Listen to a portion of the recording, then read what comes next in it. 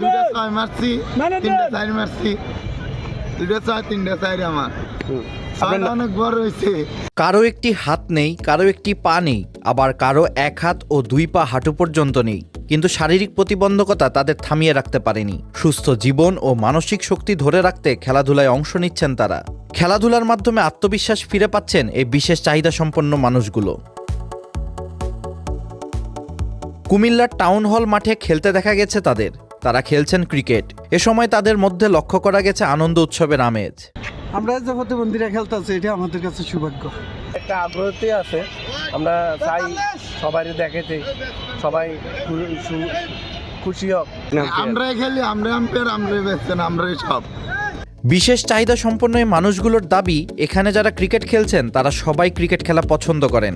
এই খেলাধুলার জন্য যে অর্থ ব্যয় হয় তা নিজেরাই বহন করছেন। শারীরিক প্রতিবন্ধকতা থাকলেও খেলাধুলার মাধ্যমে মানসিক ও শারীরিক সুস্থতা বজায় রাখতে চান তারা।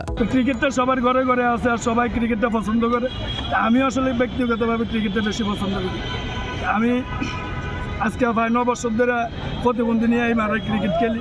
এই মাঠে তো জায়গা না পাই, বিভিন্ন এলাকায় যাই, যা ওই জায়গায় খেলি। এই খেলার খরচটা আমি এবং যে রাসেল, আমরা দুজনে বহন করি। আমরা নিজেরা উদ্যোগে খেলি, নিজেরা খরচটা বহন করি।